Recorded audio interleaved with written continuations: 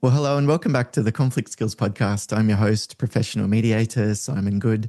And today I'm joined by another fellow mediator and an old friend of mine, Linda Kochanski. Good morning, Linda, and thank you so much for joining me. Hi, Simon. Good to see you again. Terrific.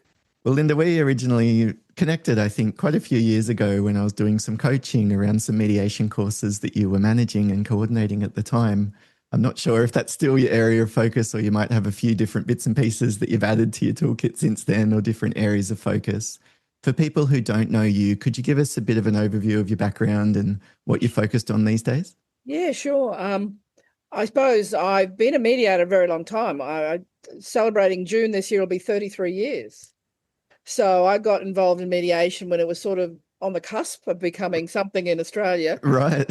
Still getting mixed up with meditation back then, but so I suppose I've been lucky to ride the wave, or grow with it. So I've been a mediator. I've done relationship mediation's my sort of my love. I like working with relationships. But then since about 1996, I tripped into training and for all the range of mediations, conflict dispute resolution practitioners across the board. Yeah. So I suppose that's my love, and I've been doing that constantly in a number of different areas. Straight mediation, or AMDRAS or NEMAS for some people that I've been around and heard AMDRAS training, but also in the family dispute resolution field, just general conflict coaching, for some people, not conflict coaching, but teaching people how to deal with conflict. Yes. So I'm still in that space. So, yeah. But not so much necessarily people wanting to become mediators, also people that are working as managers or in HR or something similar, and helping them to develop a similar set of skills. I'm always a great believer, Simon, that the general mediation skills that you and I have and the process, you don't have to be a mediator to see the benefits. And we get a lot of people who are coming from HR. I'm in a course at the moment where the bulk of them are from the rehabilitation sector.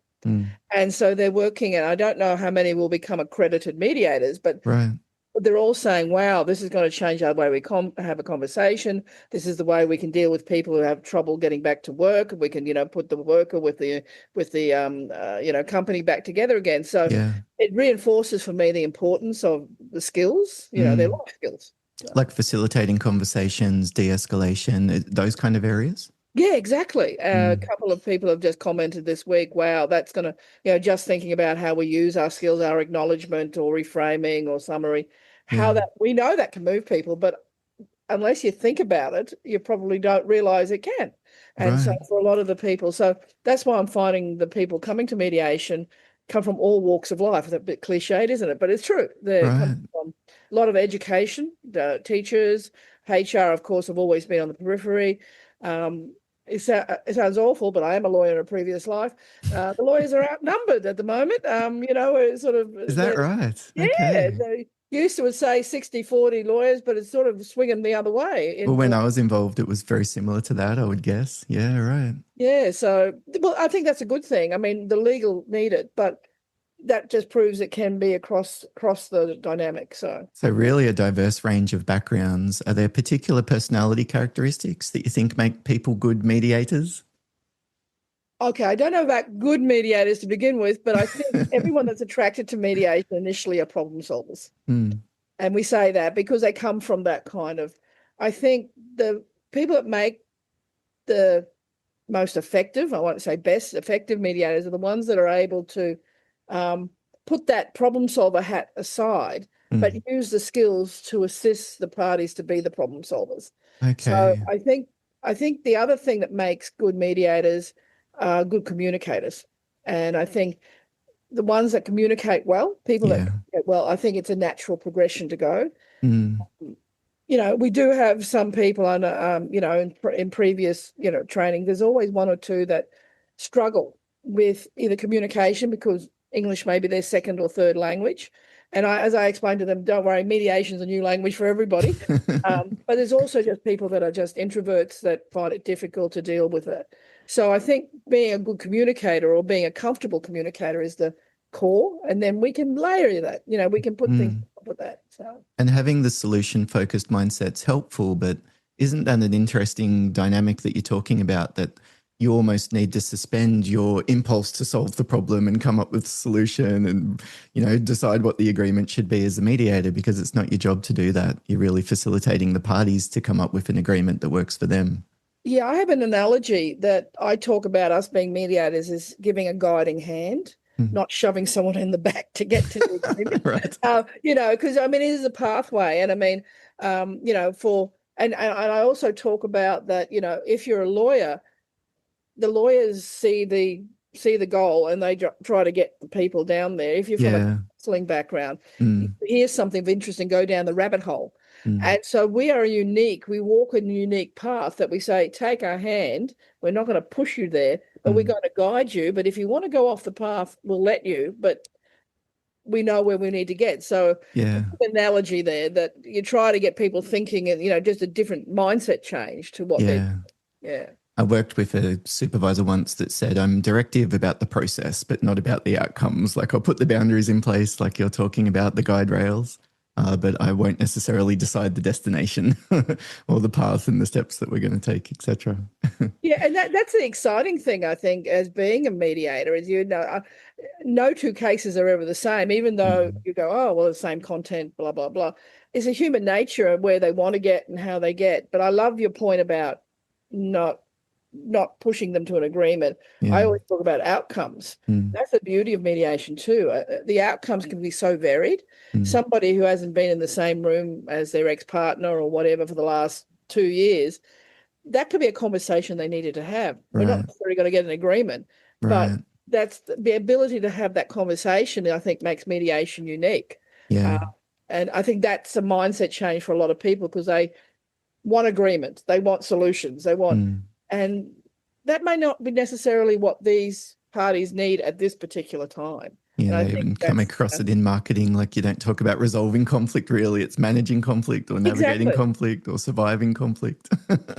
Or adapting or, and I think, but for a lot of people, it's all about resolution, I want resolution. So I think that's the difference. I think that's also the other mindset change that has to happen. Yeah. So how do you train mediators then? What does that process look like? Well, I think I've always been any skills. It's all about discussion, modeling, and trialing. And so the courses over the years have evolved like that. We have 1, 2, 3 days, depending on what kind of course you're running. Theory, but the theory can't be just talk and chalk, because as well as I do, Simon, mediation isn't a complicated process. And people sit there and they get bored and go, what is she talking about? 8 steps? What really? And it's what was step 4.5? I can't remember. Yeah, that's right. What if I do that way? Yeah. Right. But so it's discussion to give them the framework, but then it's modeling. It's sort of showing. So over the last few years, I've doing a lot more recording of videos of the actual mediation or snippets. No offense to our colleagues in America, but a lot of the American stuff doesn't work for what we do in Australian. Okay. So I think that kind of video, people are very visual now. Yes. So then it's the practice. Then it's throwing them in the deep end, and that's why under AMDRAS that the requirement is 9 role plays of about 1.5 hours to 2 hours length. Yeah. People look at you and glaze over and go, really? And they, then they go, but why are we only doing 3 as a mediator and 6 as a role player? Because you learn so much sitting in the different chairs. So, that part of it, to me, the role plays make it come alive. So when you're talking about modeling, Linda, you mean yourself or another experienced mediator actually running a pretend or maybe even a real mediation in some of the videos? I tend to, in our training courses, is tear the mediation process apart. And so the mediator's opening statement, do a party's opening statement. So it's a bit like a jigsaw puzzle but for people can watch, they can ask questions. Why did you do this? Yeah. Then I make sure it's supplemented in their materials by a recording, a video recording they can go and watch, because sometimes when you watch a video recording, you have no knowledge. It goes, oh, that's nice. Yeah. So it's sort of reinforcements, 3 points of contact, similar way for the training. And you'd be looking at it in a whole different way at the end of the course, rewatching, thinking, that's why Linda didn't ask this question, or that's why she was sort of, running out of the room in a panic. all of a sudden when the client was being difficult. And when you say practice and the people swapping chairs, you mean the people studying to become mediators actually play the part of a party in a conflict, Yeah. right? Yeah. And then one of the other students is there facilitating it. How do you find that? Initially terrifying for them, like recent ones, you always get the ones. I always ask the question, how many of you role played before? And there's always a couple that never role played. And so that whole expectation. Yeah. But once you get through the first day, people just seem to naturally embrace it, because it's also, we don't do it like a fishbowl. We don't stick, one and everybody watch, because you do it as a small group with yourself. Yeah.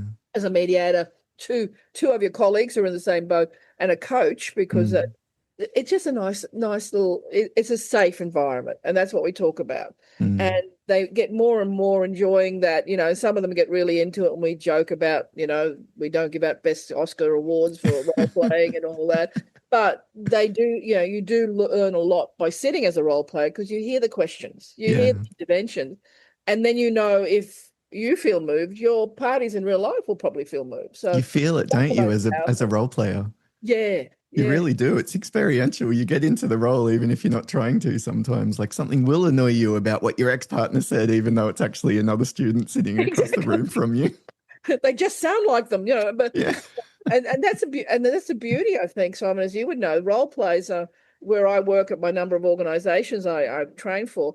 They're always asking me every couple of years, do you want to update your role plays? I go, I don't need to, because even if there's the same content, it's the human being that brings a different approach, a different attitude. Yeah. And that's the beauty. It just shows that the same circumstances, it's the human being that will bring difference, and that's what you work with as a mediator. So Right. For those more nervous students, what if they make a mistake in the role play or something goes wrong? What would happen? Nothing. We talk about being kind to themselves. And we talk about it being a safety net. Like, this is the opportunity to try, ask questions. That's why a part of the, I always tell the students to make sure when they're meeting with their coach to contract with their coach, because their coach is there to assist them. So, maybe not the first one, just finding your feet, but subsequent ones is about, what do you want to focus on and what did you feel wrong? Yeah. I'm also very conscious to tell them that there'll be like a pendulum swing. In mediation, as you would realize, like a lot of the time when they first do their role play, they're still eager problem solvers. So they jump in when, when parties are talking with each other, and that's what we like to encourage. They'll jump in. And so the coach will say, look, Fred, sit back. It's important that you let them talk. Yeah. Being a good student, the next day when they do they'll sit back. And the coach then will say, Fred, I think you need to be in there. So what I explain to them is like a pendulum. They've got to find their rhythm. Yeah. So be kind to themselves. I jokingly say after the second day, so how many mediations have we all done now? And they all put up 2. They go, yep. Yeah, we've done 2 mediations. Because a lot of people come down hard on themselves, like in a recent, I got the agenda wrong and I felt that. And I go, that's what I exactly said. So how many mediations have you done? Right. Yeah, I think a lot of people who come to mediation, as you know, are from, are professionals who have been there for years, and there's ego and there's expectations that I can do this. And they're competent at their role. They're high performers in the other areas. Yeah. More than competent, they've reached the heights of whatever. Right. So coming to learn, and so I'm always conscious to say, you've got to learn new process, new language. You've got to take this hat off, whatever it is. And I said, you've been wearing it for a few years now. So I think sometimes, with the greatest respect, it's a little bit of ego, pride, that they can't. And the people that can get over that do well. It's the people that struggle with that who I find struggle with the whole concept of putting that persona aside and becoming a mediator. Yeah, right. Well, of course, given that that's their experience in the other areas, is that they probably are a very high performer and they probably do completely feel like they're standing on solid ground when they're running this meeting or doing this project at work. And now all of a sudden it's very different. And I like that analogy you're talking about of putting on a different hat. It's not just learning the words. It's like it feels different to be a mediator as opposed to a team leader or a manager or as a colleague dealing with your staff. It's different things will feel uncomfortable, and that you'll notice these different dilemmas of do I smile when this person's talking, or might that look like I'm taking sides or something? Very challenging, isn't it? Like, and you don't really know what's going to be difficult for you until you've spent time sitting in the chair and trying it. Yeah, that's the other thing that I do in a lot of my training courses, both for family and AMDRAS, is learning to become what we know is called a reflective practitioner. As a lawyer, my most big reflection was, did I make budget last week in one of my court cases? We didn't learn what we brought to the table. And I'm very big that as a mediator, even though we're facilitating and we're saying we're not involved, there's a lot that we cause impact, but there's a lot that causes impact on us. Yeah. And particularly when I'm working in the FDR, the Family Dispute Resolution vector, a lot of people drawn to that have had bad experiences, or, and not the greatest reason to become an FDRP, I can tell you. Right. So what triggers them? So you've got to learn that, because, somebody, I don't like, she was wearing a red dress and I hate the color red, that there's reasons why people can be triggered. And unless you're very reflective, you don't know, really. Yeah. Well, you're never going to 100% know at all. No, You'll always right. be experiencing more of a complex, nuanced reaction than you're aware of to some extent. And how come? Well, it's probably many different reasons for all of the different experiences that I've been through in my life up until this point. Yeah, I'm still struck by when I've been working with a mentorship kind of arrangement, and it's very new FDRPs. There is the technical aspects of learning what to do and did I mess up the agenda and stuff, but a lot of it is just what you're talking about. It's the distress of being a mediator with these clients. Like, if people don't know, what you're talking about of family dispute resolution is people going through divorce and separation. So it's not intact couples, it's with their ex-partner, often figuring out arrangements for the parents, parenting, or for the property. And as a mediator going in to become part of this little system that's so turbulent, yeah, it's stressful. It's very stressful as a mediator at times. Do you find that yourself? And what guidance do you give new mediators? Yeah, I do warn them about that you're entering into a system. And I do feel for the young ones that are working in as young mediators who are doing like 5 hours a day, 5 days a week. I mean, the stories we hear, as you would remember, they're not, they're separate. You don't get people that go, oh yeah, we'll separate. Oh, we'll be amicable about it. We don't get that. There's more family violence, divorce, drug and alcohol use, mental health issues. Yeah. The vulnerabilities that we are seeing now compared to what I saw even, the vulnerabilities are still there, but they're escalating. You've got a lot of people now, because now we know people that are on the spectrum that are neurodivergent, how that can impact on the way they deal with each other. Acquired brain injury, people have, those kind of things, plus the awful family violence. I facetiously say that even though I've done all these, I still pray to the cancellation fairies that my mediators will cancel sometimes, because it's not going to be an easy one. Yeah, I've said genuinely to clients, thank you very much. I hope we never see each other again. Because that means you haven't needed me, a mediator, to come back and fix anything. I've done that too. So, because it's not what you mean, but it's what you mean. But, and I think that's the thing that I don't think, until you get into it, you don't reason the complexities. Whether you're not just a media, but doing AMDRAS general, there's complexities in, workplace ones. I think I have an awful saying that, sometimes it's easier to leave your spouse than leave a job, because of your identity. And so they can be very trauma, inducing. It's right through the family. But, even the clean commercial ones can cause angst, because reputation, a breach of trust, monetary issues, that all so we're dealing with people probably not at their best, let's put it that way. And absolutely. That's the thing we need to think about, I think, as mediators. So are there particular things new mediators can do then to develop a bit of resilience? You talked about the self-reflective sort of way of working, of, I guess, pausing and trying to become aware of that build-up of impact on yourself. Are there other things people could try or do, or suggestions you give? I'm a great believer in, they used to call it supervision, but I think mentorship, or that, and I say that to everyone that I train, this is not the end. This is just the beginning of your journey, and you need someone to walk alongside you. And that's why I encourage the students to, if they connect with a particular coach, is maybe reach out if they do supervision or mentoring. Yeah. I think, and networking. That's, I think, having colleagues who are in the same boat that's starting off. Yeah. So it's networking. I think it's, and looking at your continuing professional development, which is a requirement, that you have to do, to not just as a requirement. As a mediator accreditation, you mean you have to do ongoing training? On both. But not just ticking the boxes. Not exactly. It's not just, so looking at your professional development, what do you really need? And that's part of one of the last questions I get them to do as part of their mediation assessment. Is it's now changed. Do you have a written assessment as well as an oral simulation? My last question is, what do you need to do in the next couple of years? What are you going to concentrate on? So making them think and write it. I'm not, I can't guarantee they go there, but at least to me, that's reinforcement. So, they might want to learn how to use their skills better. They might want to learn how to use the different model, the days of, working on Zoom, we're all doing it on Zoom, but, those kind of things. I think that's always, what do you really want to develop? And also finding a good mentor, someone that will walk alongside you, or someone you a phone call away. Yeah.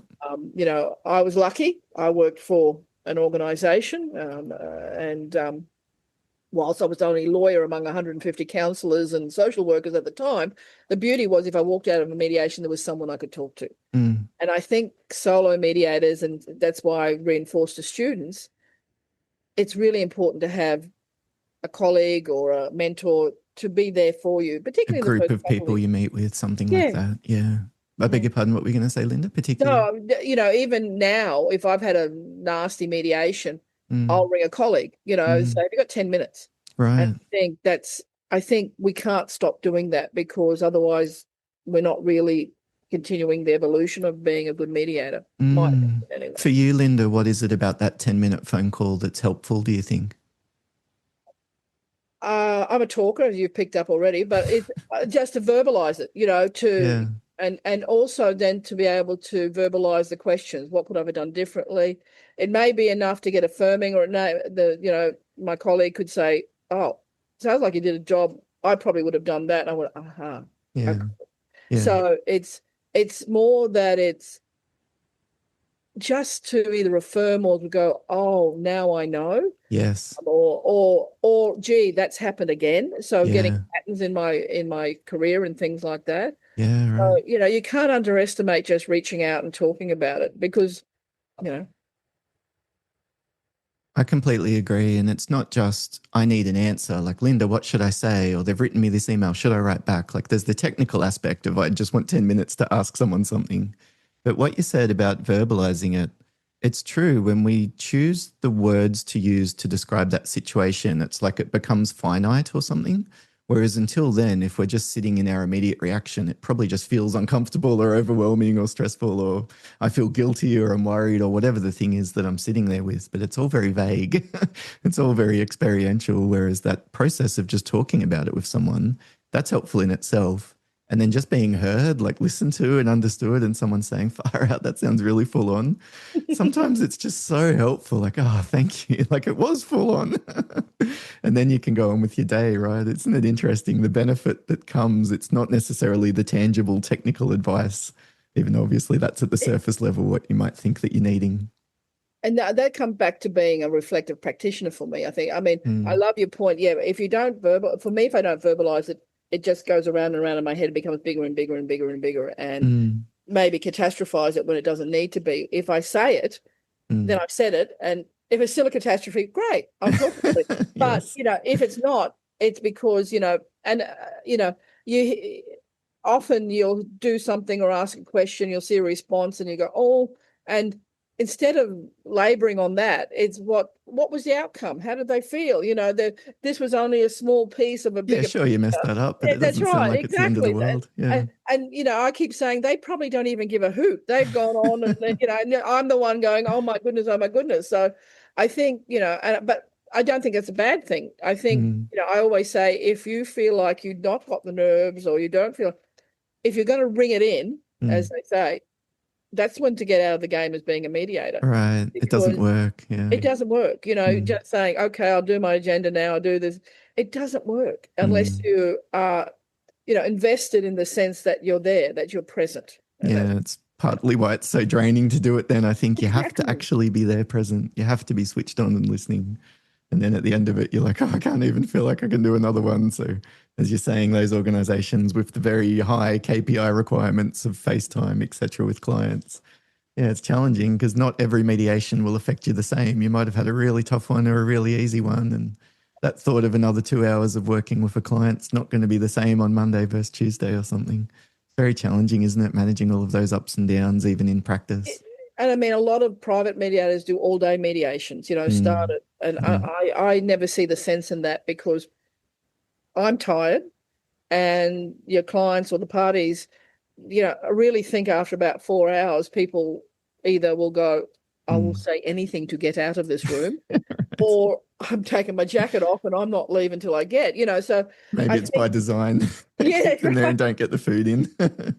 So I think, we don't consider a lot, I mean, I think when you start off as a young mediator, it's not just what you're doing, it's when you do it, how you do it. I'm not a morning person, so I don't know if I've made sense. We're doing this in the morning, but, seriously, I don't start my mediations until about 10 o'clock in the morning. Okay, right. I'm not firing, whereas I've got colleagues who are not good in the afternoon, so they start earlier. These are all the things that you don't think about, or you don't, you don't know, do you, until you've tried it? Yeah, it's so true. Yeah. Well, Linda, I wonder just then as a final question, how has teaching mediators and training mediators over the years affected you? What have you been left with? What have you noticed? All of that kind of thing. Well, I suppose I think, my niche. I think I'm reasonably good at it. And modestly, you're very good at it, I think. Thank you. Modestly, I got an Order of Australia for my tertiary education. No kidding. Yeah, 2024. So, congratulations. Yeah, I mean, that's lovely for me, but I think it was lovely to see a reinforcement for our role, our field. My colleague Mika Brandon, she has an AM, Tom Stadorka. So a few of us, it was lovely to be recognised. Wow.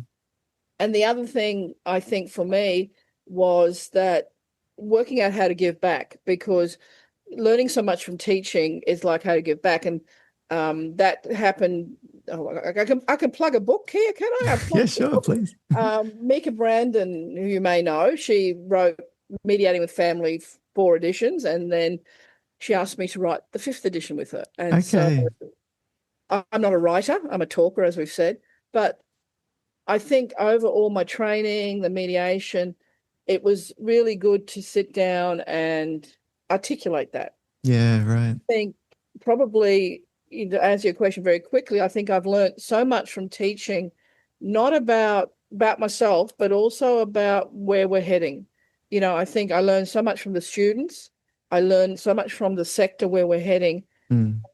I think we're in a good space. I think, and I think we are moving to a place where mediation, hopefully, is seen as not only a profession, but also worthy addition to have to your repertoire, that, everyone should do mediation at some point to add this to their skill level. So yeah, it's been it's been generous to me, and I hope I've been able to give something back to it. I'm sure, Linda, there would be so many mediators walking around in all of the states of Australia, probably, let alone some overseas, that are probably following the Linda Kochanski method of managing those introductions, or what to do when the parties are misbehaving, or whatever else it might be. But at least, if we've still got mediators, at the moment we've got under AMDRAS over 4,000 mediators registered around Australia. Yeah. Okay. That's not a bad number. Well, I suppose so. Yeah. I sometimes wonder about what's classified as a mediator and what's not, and, the community workers, etc. It's probably a lot higher than that.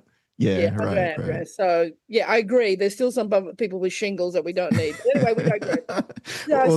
The other way was what I was thinking, people who are effectively mediators, but they haven't done the registered type of thing as well, yeah. Is there anything else that you wanted to mention or promote, Linda? The book's perfectly fine, or anything else? Look, I nothing really promotion, but just to say, for those of you who are listening, or those of you who just, look at conflict or don't dismiss mediation as being, oh, I have to be a mediator, I do that. As we said at the beginning of our conversation, these are lifelong skills. Yes. And going to a mediation course, can really assist you in all sorts of areas of life, even personal. Yeah. I'm pleased that mediation is no longer getting mixed up with meditation and medication, that we actually people are looking for it. So thank you, Simon, for the opportunity. A pleasure, Linda. Thank you very much. I very much appreciated you sharing all of your insight and wisdom there. Well, thank you.